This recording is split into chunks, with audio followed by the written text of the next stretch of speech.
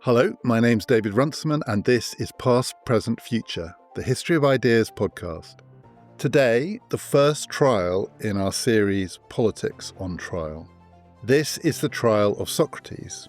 This was a case about philosophy, about truth, about justice, about the corruption of the young.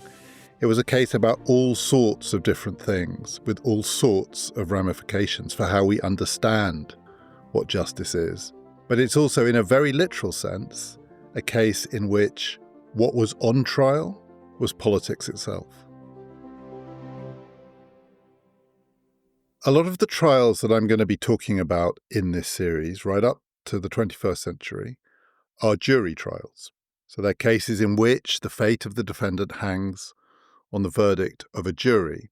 And that is also true of this one, the first one, which goes back nearly 2,500 years.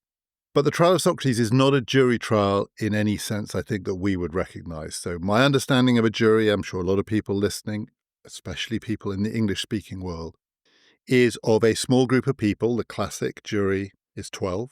Not always 12. American grand juries, I believe, can be a number up to 23 in some states, but a small group of people, small enough to sit round a table in a room, chosen at random from the wider population, so from a wide enough population that these people don't know each other, so you should be strangers to each other, more or less, on the jury. And these juries are designed to be this size so that people can discuss the case. That is the whole point of the jury system. Deliberation, as it's sometimes called. The jury goes away into a room, sequestered, kept away from outside influences, and these, let's say 12 people, talk about the case and try and work out on its merits what the verdict should be. I've never been on a jury. I've never been asked to do jury service, which I am frustrated by because I'm fascinated by it and I would love to know what it's like. People say you should be careful what you wish for. Those who haven't been called for jury service imagine that they're going to get an exciting case, interesting murder trial or whatever it is, something where there's twists and turns, and most people who've done jury service say that actually the cases are usually pretty dull. They drag on and on. There's a lot of sitting around. It can be quite boring. Despite all of that, when I've talked to family and friends who've done this, it is still always fascinating. And it's fascinating not least just to hear about how different the experience can be. Some of them have had really interesting cases. Some have been very impressed by how seriously the jury takes the evidence, by the way in which in that jury room there is real deliberation and discussion. Others have been shocked by how uninterested some members of the jury are, how little attention they pay, how easily swayed they are. Some have been impressed by the lawyers, some have been unimpressed. But it all is of a pattern with the kind of thing that we see on TV, in films. It's not all 12 angry men, but it has a bit of 12 angry men about it. The question of who gets to be chosen as the foreperson of the jury. What authority does that person have? Does that person have the ability to mold the opinions of people who are meant to be at least strangers? That's what I think of when I think of a jury trial. The reason the case of Socrates is nothing like that is for the simple reason that in ancient Athens, where this case took place, 399 BCE, juries were sometimes 200, sometimes 400, and in the case of the trial of Socrates, 500 people. Actually, I think it was usually meant to be 201, 401, 501, so that when it came to a vote, there couldn't be a tie. But let's call it 500. That's the conventional account. A 500-person jury is nothing like a 12-person jury. For a start, that's far too many people to get together and deliberate. It was deliberately designed by the Athenians so that that couldn't happen. It was not a space in which people were meant to discuss the case. They were meant to listen to the evidence and then vote on it. It's quite hard to imagine what a jury of 500 would look like. It's sometimes quite hard to imagine crowds of people and how to picture the relative size of them once you get beyond a handful. 500 is the size of a small theatre, so not a big West End theatre, which might be 1,000, 1,500 people when full, but not a little fringe theatre that might be 100 or 150 people on benches. It's that space in between. One way to picture it is, if you can bring this to mind, what the British House of Commons looks like when it's full. There are 650 MPs in the House of Commons, but notoriously there aren't enough seats for all of them. I think there are 420-something seats when it's full, and they're all packed up bum to bum on the benches. And so when there's a big debate, and one of the things that gives the UK House of Commons its extraordinary atmosphere is on the grand set piece occasions, a lot of the MPs have to stand. So if you cram them all in, that's more than 500. But usually what you can see, if you get a sense of the packed chamber, is maybe around 500 people, obviously divided one side or the other, but then some of them standing wherever they can fit. It's a lot, but it's not a huge number. And actually, when one thinks about, say, an ancient Athenian jury trial, it is a bit more like what has happened at many points in history, and I'll be discussing some of these in this series, trials before legislative assemblies, where the body that's going to decide is the parliament of one kind or another, is the legislature. An impeachment, say. Impeachments in the British House of Commons would have been in front of an audience and also a jury of a kind of that size. But the difference between the ancient Athenian version and, say, an impeachment in front of a parliament is a parliament is a parliament. It is made up of people who belong usually to parties or factions. These are people who know each other, who work together. A parliament is a place where all sorts of deep, complicated, often compromised relationships are formed. The reason the Athenian one is a jury in the sense we would recognize is these people were chosen at random. They weren't meant to know each other in the sense that members of the House of Commons who've been working together for years would come to know each other. These were absolutely not professional politicians. The point of ancient Athenian democracy is it's not anything like we would recognize as a professionalized political system. Citizens take it in turns to do this. You get summoned, and I think in ancient Athens there would be no one like me who was frustrated they'd never been called for jury service. Juries of that size, enough cases, everyone will get their turn, often, probably, as it turns out, something that people do a lot. Politics in ancient Athens was time-consuming and demanding. It was kind of like a job for everybody, but everybody had to do their other work as well. So a jury of 500, 501 people can't deliberate, but also it's not meant to be factional, divided up into parties. At the same time, this is a small ancient city-state. The population of Athens at this time, it's not very easy to say exactly what it was, but it was maybe somewhere around 40,000 people who counted as citizens. So that's a small subsection of the wider population that might be up to 250,000, but that included slaves, foreigners, women, children, none of whom had any political rights, barely any political rights, and in most cases none at all. But the citizenry of ancient Athens, the men, who could sit on juries and could actually be chosen by lot to perform quite senior and serious roles within the administration of the city. Say that was around 40,000 people, 500 serving on this jury. It's not as if they actually wouldn't know each other. No one in ancient Athens could have known everyone in ancient Athens. And human beings aren't really capable of having friendship groups wider than the conventional view is about 150 people, but you can know more people than that. But almost by definition, if you pick 500 out of 40,000, a lot of those people will know each other. And it's very clear from the version of the trial of Socrates that we get from Plato, and that's the one that I'm going to be using as my reference point here. There's another version written by a different ancient author called Xenophon, which has some similarities and some differences with Plato's version. But Xenophon wasn't there, and as far as we know, Plato was there. Plato, a pupil of Socrates, was, as it were, in the room, though it wasn't a room, it was an outdoor arena.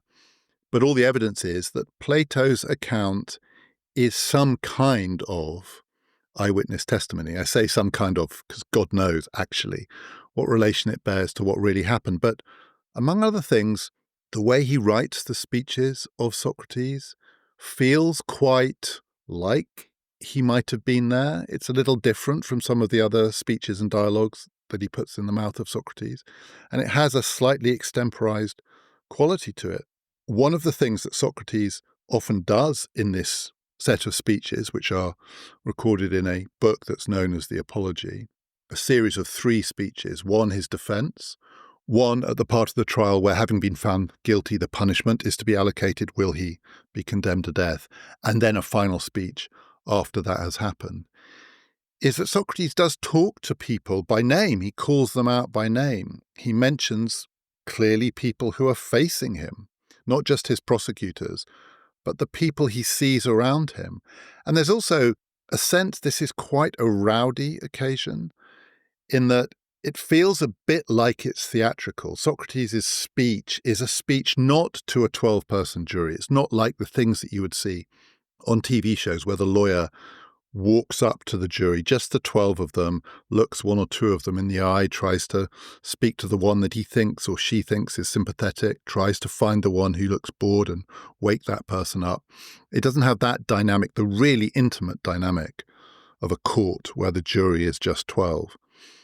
This is a performance. It's an extraordinary performance. And at various points, Socrates says, settle down. And he says, stop making a disturbance, gentlemen. There's no need to make that kind of disturbance. Don't be shocked by what I say. The implication, I think, being that he's being jeered, booed, hissed. Their blood is up. It's that kind of occasion. It's a jury trial, but not as we know it. And even within that jury, though they're not meant to be factional, there will be poorer people and richer people. And Athens was a very, very divided city, though it was a democracy, which in the ancient world meant a city in which the poor have a real say, a real stake. Nonetheless, in Athenian democracy, the poor, the rich, the middle class, the merchants, the soldiers, the sailors, these people are not just some amorphous mass. They will be themselves, understanding themselves as part of factions, of interests, what we might call classes. All of that would be there in this jury. They would know among themselves who were the posh ones, who were the poor ones, who were the ones who barely knew what was going on, who were the well-informed ones, who were the powerful ones, who were the ones you didn't want to get on the wrong side of. No deliberation, but there would be an awful lot of eye contact and people wondering what other people were going to do. It's very hard to capture anything analogous in a contemporary political or legal system. It is a hybrid. It's neither one thing nor the other. It's a genuine jury trial, but way too many people for what we mean by a jury trial. And then there are other features of the trial of Socrates that we would also find very hard to understand. Actually, some that we would think were shocking. So, for instance, Socrates was on trial for his life. He was charged with 2 things, corrupting the young of Athens and impiety towards the gods of the city, disrespecting the gods of the city. And he was on trial for his life in the sense that the prosecution wanted the death sentence, and the way an Athenian jury system worked, because the jurors couldn't discuss or debate among themselves, but in that system, they were judge and jury. That is, sentencing was also their responsibility.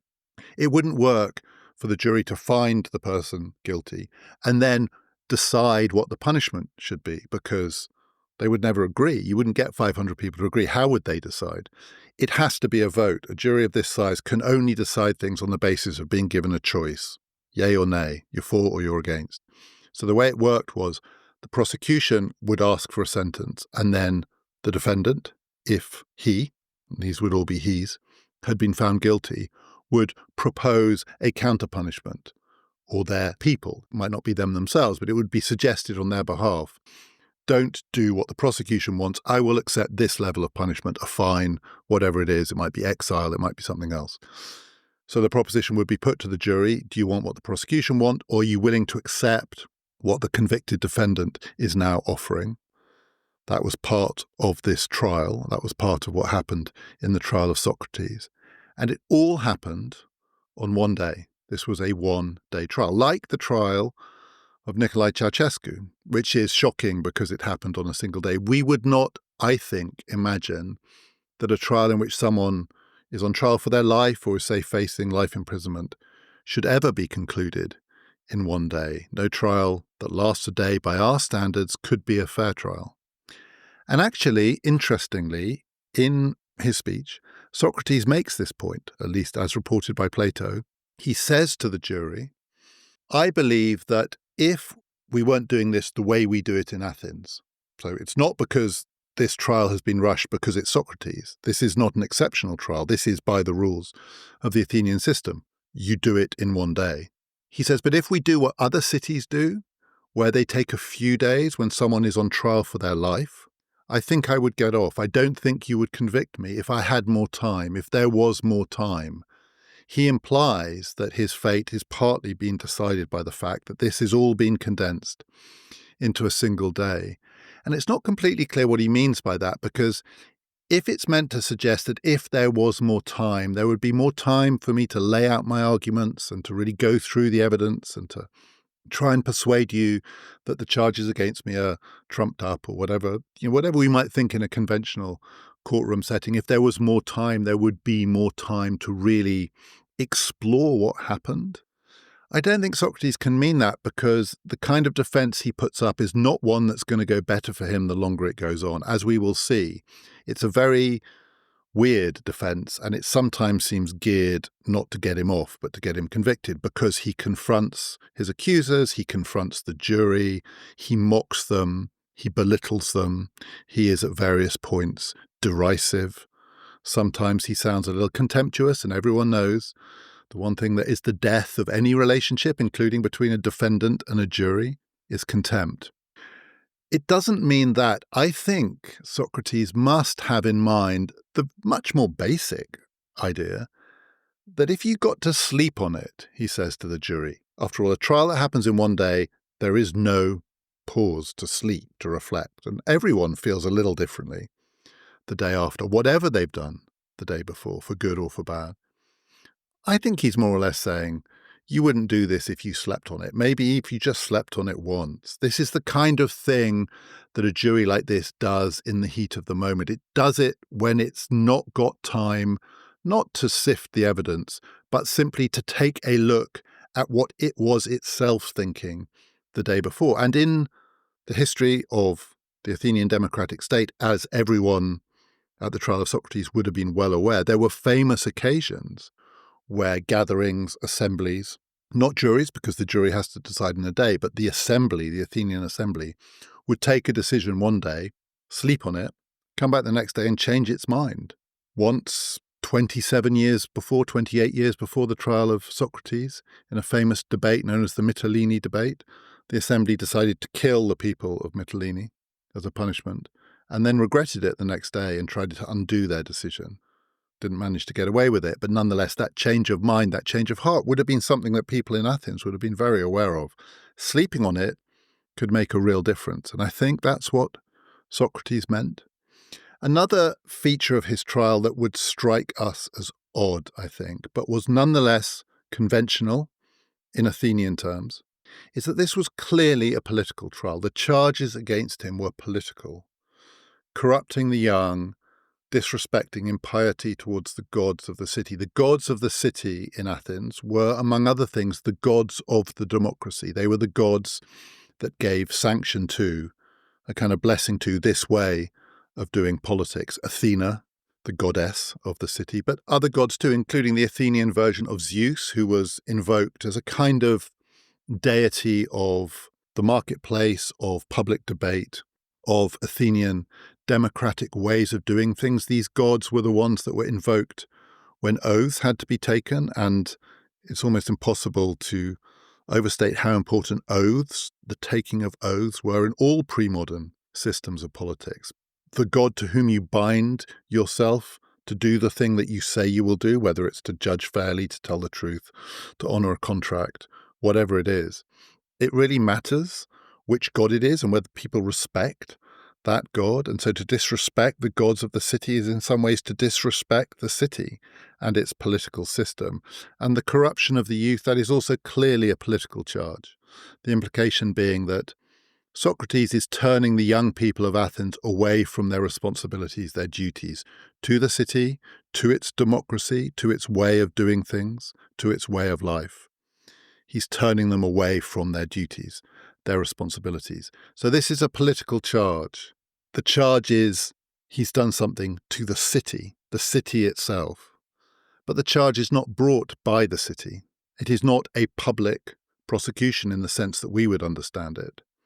There was no director of public prosecutions in ancient Athens. All trials, including political trials, including accusations of treachery and treason and betrayal and changing sides and going over to the enemy, they were all brought by private citizens. That is, they were just brought by individual citizens. And that was true in this case as well. The charge against Socrates was made by three individuals. They are relatively obscure people. One is called Meletus, one is called Lycon, and then the one who is best known is a man called Anytus. And he's better known because he was a fairly prominent figure in Athenian politics and Athenian society, a relatively wealthy man. He had been a very prominent figure in a series of military campaigns. He was a defender of Athenian democracy despite his wealth. So in some ways, not an unusual figure, but a particular kind of Athenian citizen, because some wealthy Athenians were very uncomfortable with democracy because of the power it gave to the poor, but not Anytus.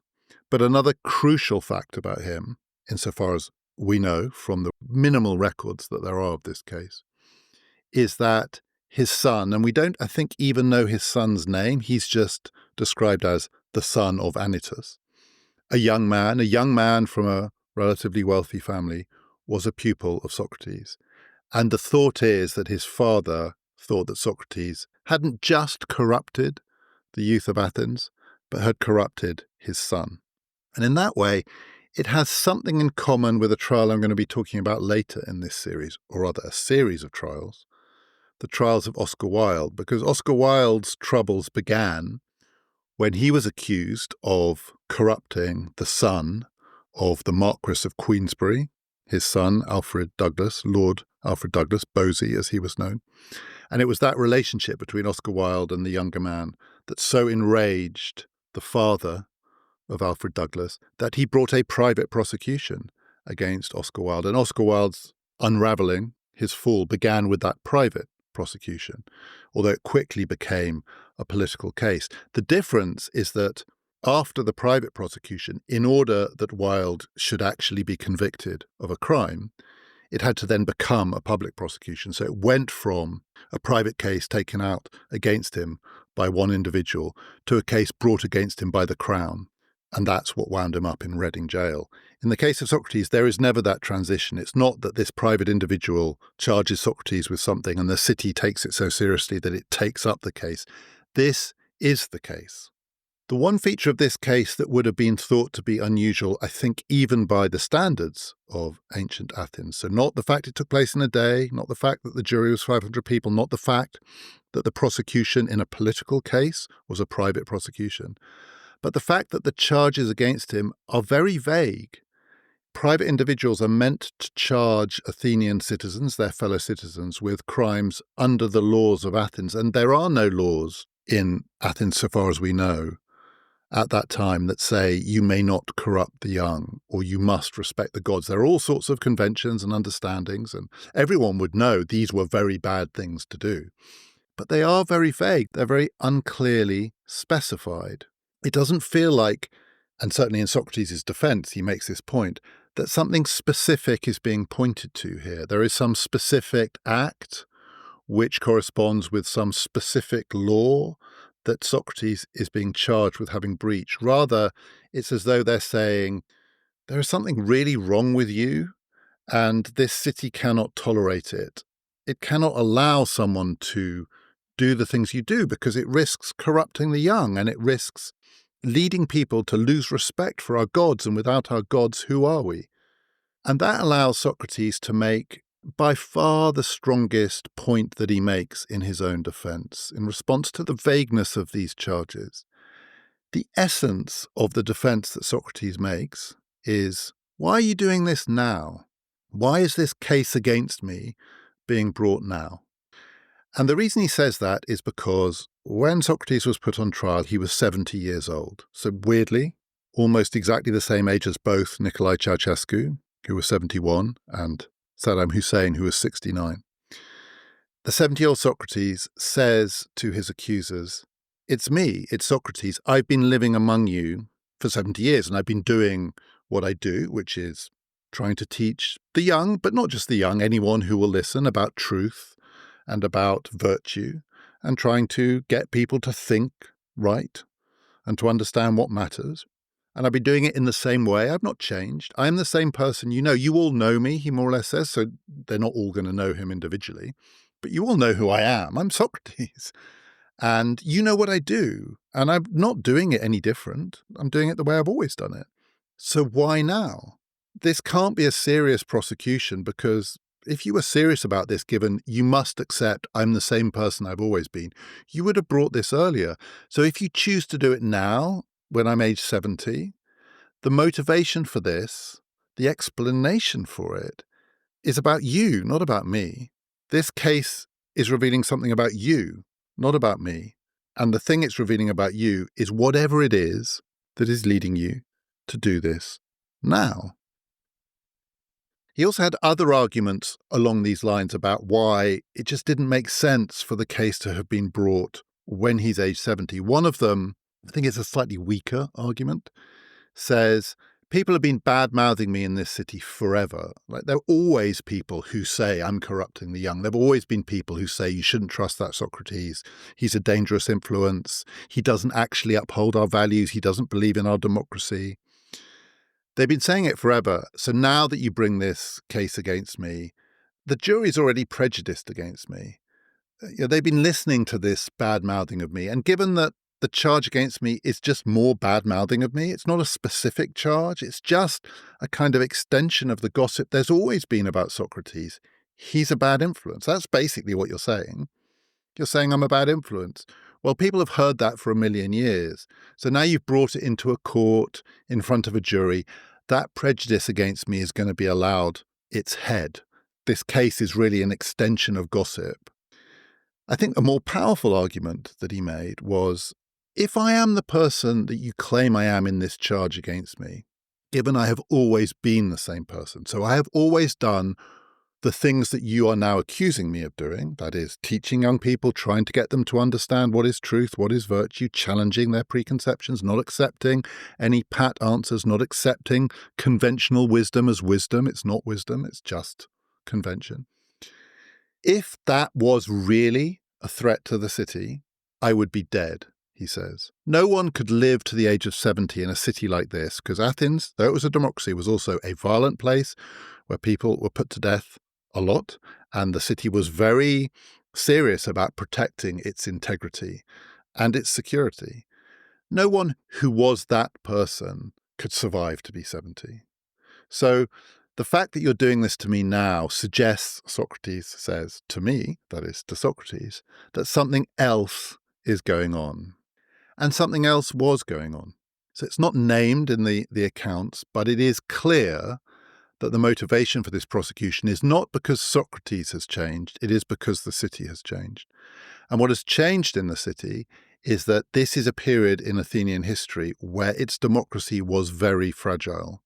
It was vulnerable, it was probably paranoid, and the people who wanted to defend it were much less confident that they were able to defend it than they would have been, say, 20 years earlier, or indeed for much of Socrates' life.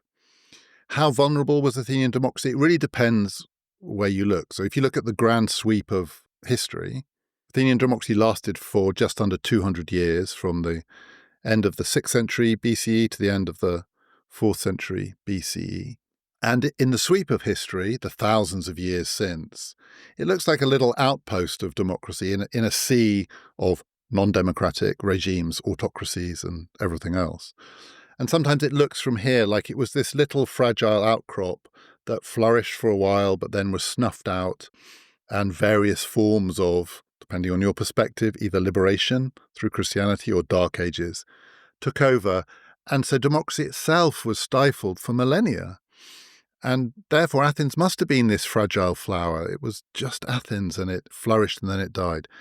That's not the right picture. That's just hindsight. That's just us looking back. To live in Athenian democracy was to know you lived in a very powerful state. There were lots of democracies at this time. Athens wasn't the only one, though many of them were under the sway of Athens, some of them under the direct control of Athens. It probably wasn't more fragile as a political system than British democracy is now in a world which is, in some ways becoming less democratic, but lots of other democracies. And at the point that Socrates was put on trial, this system had been in place for more than 100 years. So it was robust. It had been in place for about as long as our democracy in Britain today has been in place. I wouldn't date British democracy before the end of the First World War, where you get proper enfranchisement and the beginning of a version of politics, including welfare and other things, that we would recognize as part of the essence of our democracy. Actually, I think the trial of Socrates happened in the history of democracy at roughly at the point that we are now in the history of British democracy, or you might say American democracy, which I think doesn't even emerge after the First World War. It might take longer than that. But say these modern democracies that we live in now are 100 years old. That's where Athens was when it put Socrates on trial. It was robust, it was powerful, it was strong, it was rich, but it had had a really bad couple of decades in a way like we have. I mean, we've had a bad 15 years, I think, and so had they. They lost the big war that they fought, the Peloponnesian War against Sparta, their non-democratic rivals.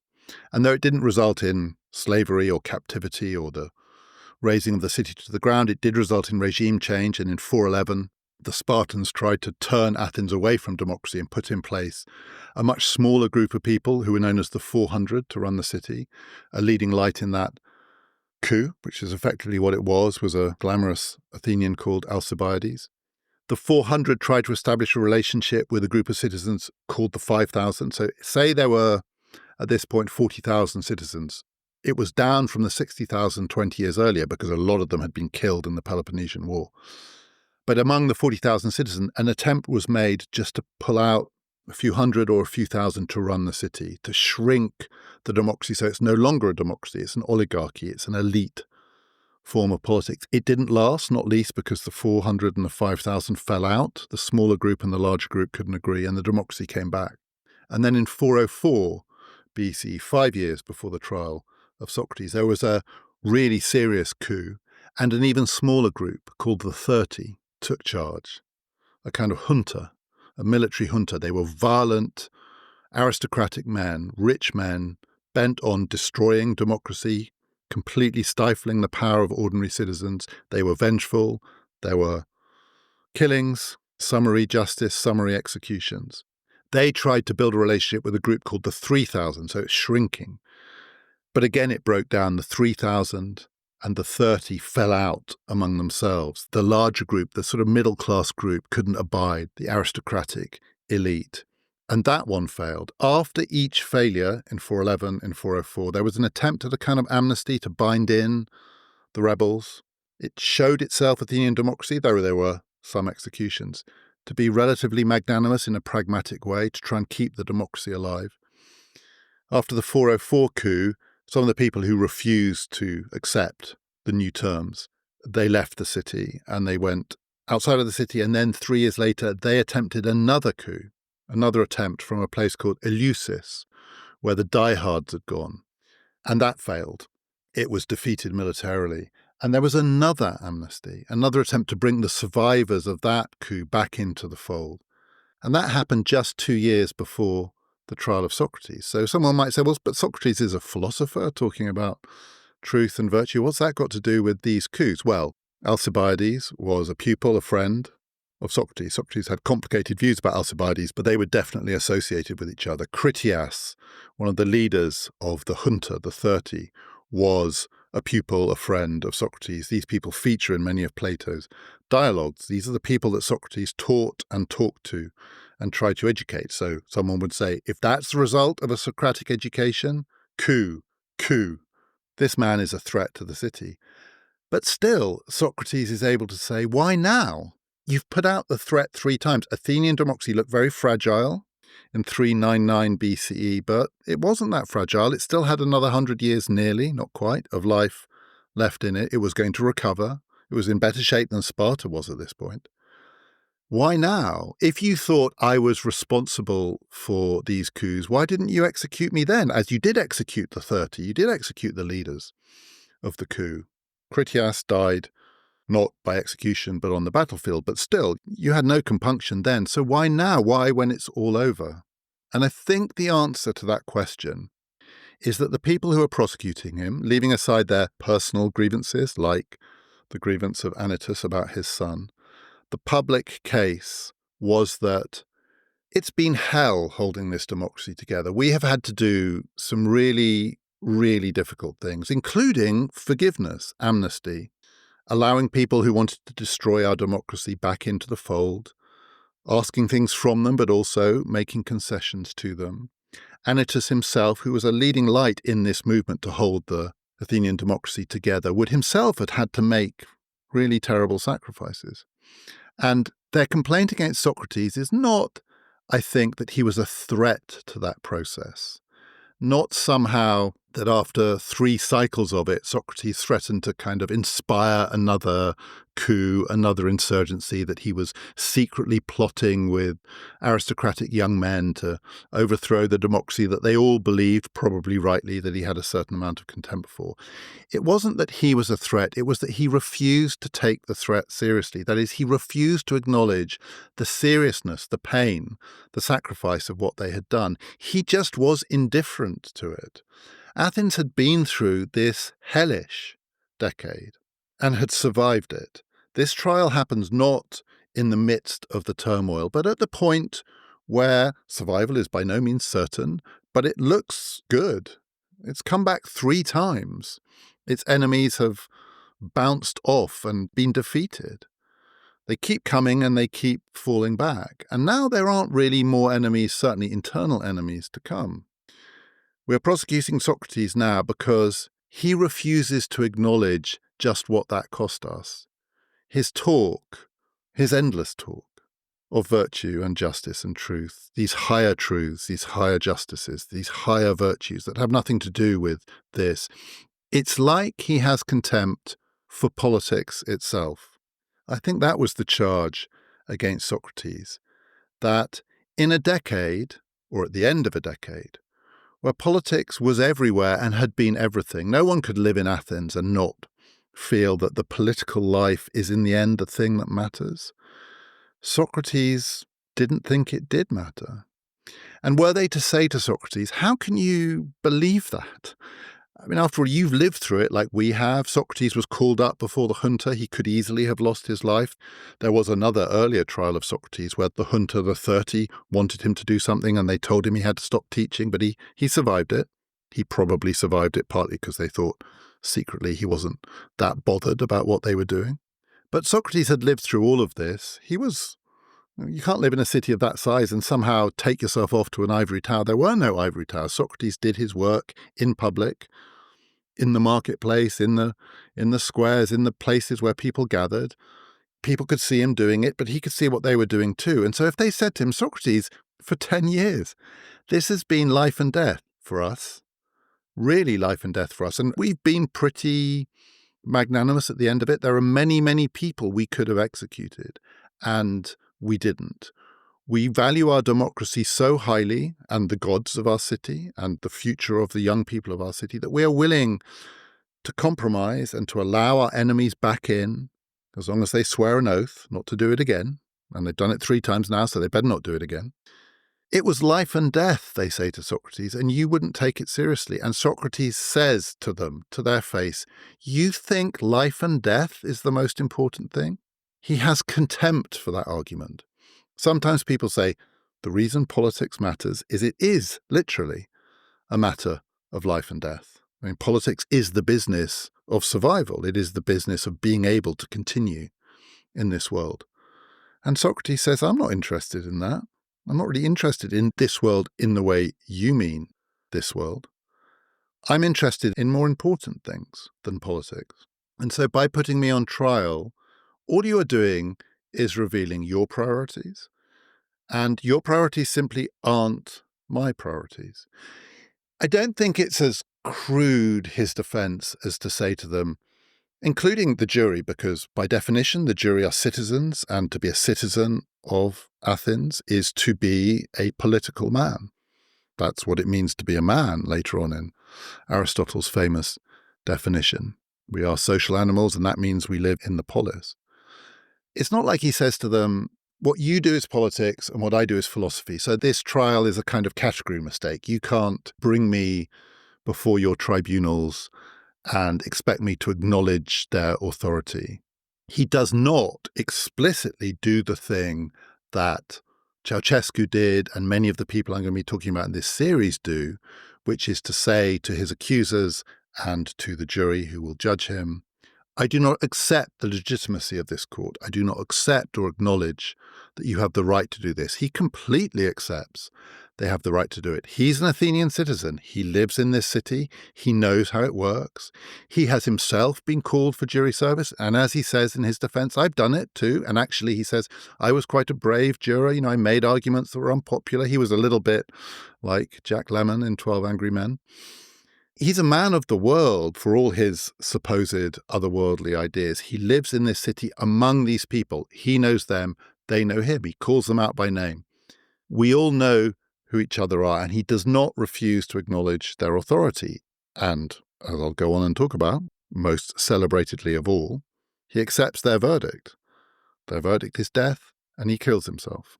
He abides by the laws of the city, even though there is something about this trial which is a little bit of a miscarriage of justice, because it's not clear exactly which laws he's broken. But nonetheless, the authority, the legitimacy of the state, the city, is not something that he would question. So it's not like he's saying, you do politics, I do philosophy, and therefore I don't belong in your courts, because he knows to be a philosopher is to live in the world, it's to be a citizen, it's to be a man, it's to be a man among men.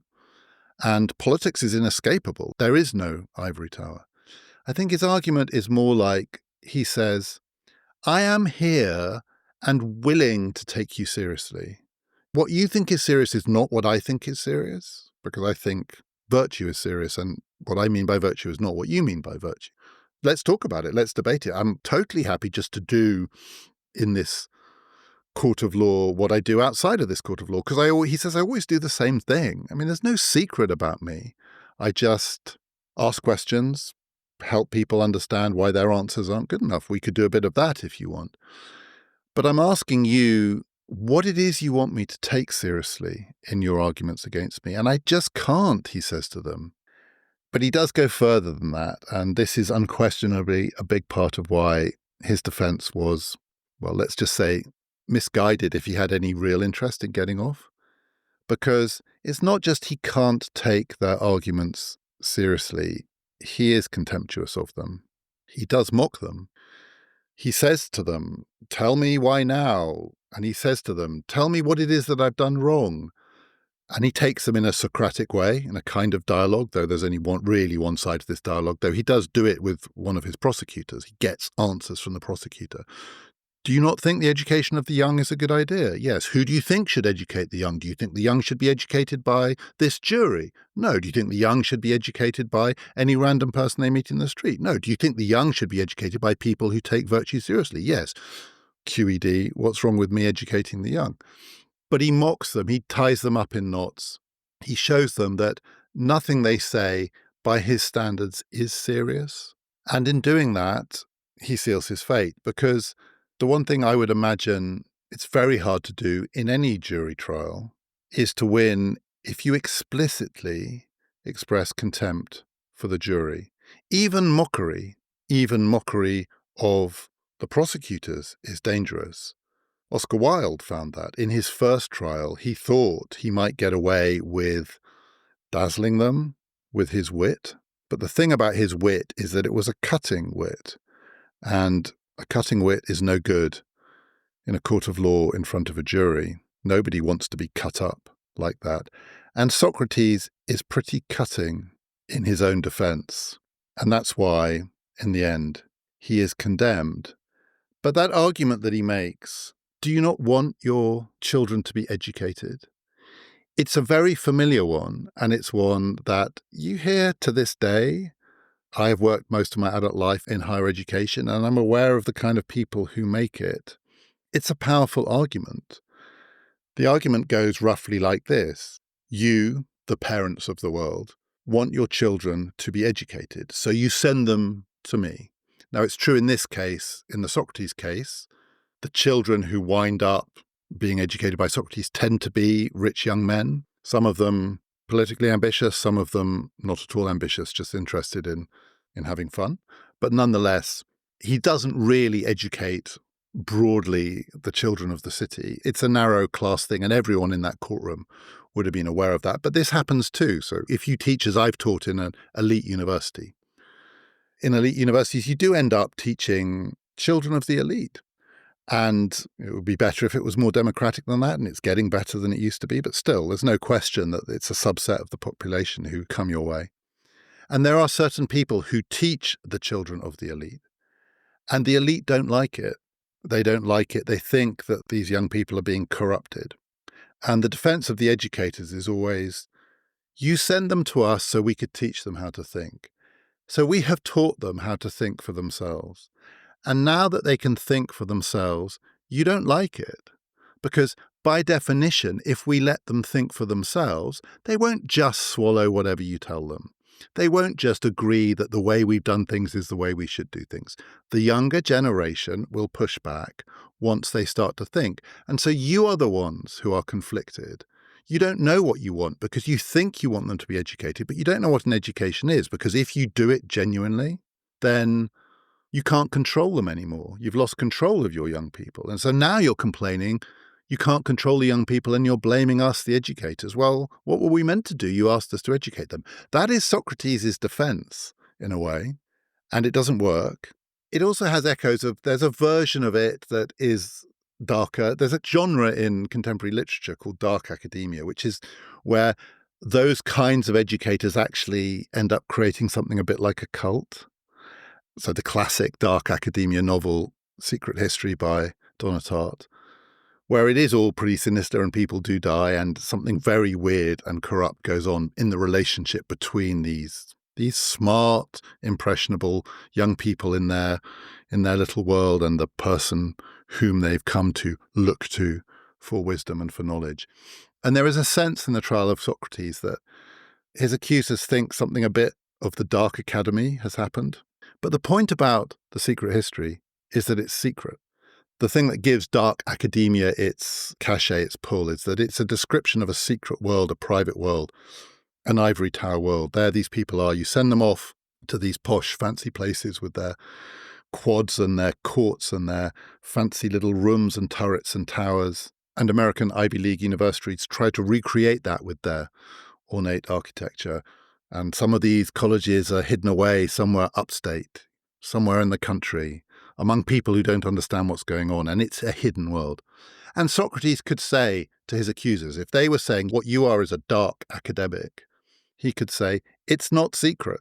He had the defense that wouldn't be possible in those liberal arts, tucked away places where strange and sinister things happen. He said, and he did say this to his accusers, I do it in public. You've all seen me do it. Anyone can come and listen. It's not my fault if people like to listen to me.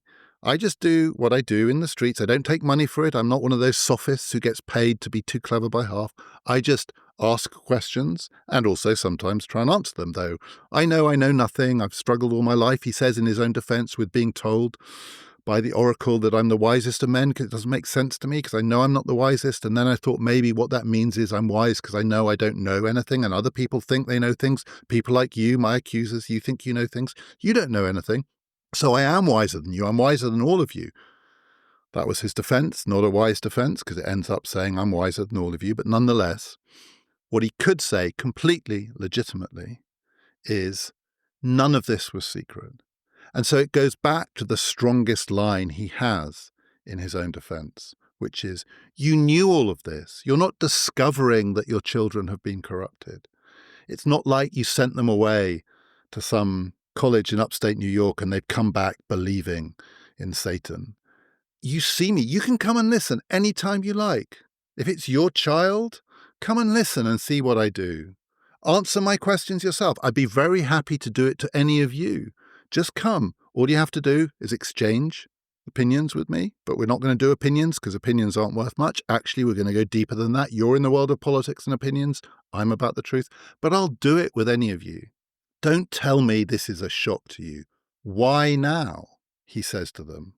And they can't answer that question. They can't answer the question, why now? It is the best case that Socrates has for why he should be acquitted, that they can't answer that question.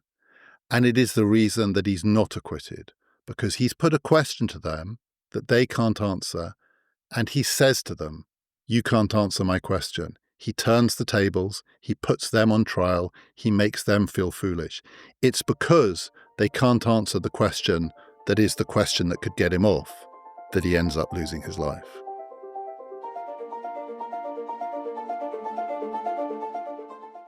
There is a lot more to say about the trial of Socrates, and in fact, there's a lot more that I want to say, including, crucially, about the defense that Socrates didn't put up and that many people think was a far better defense if he actually wanted to get off, which raises the question, did he want to get off, or was he longing for death?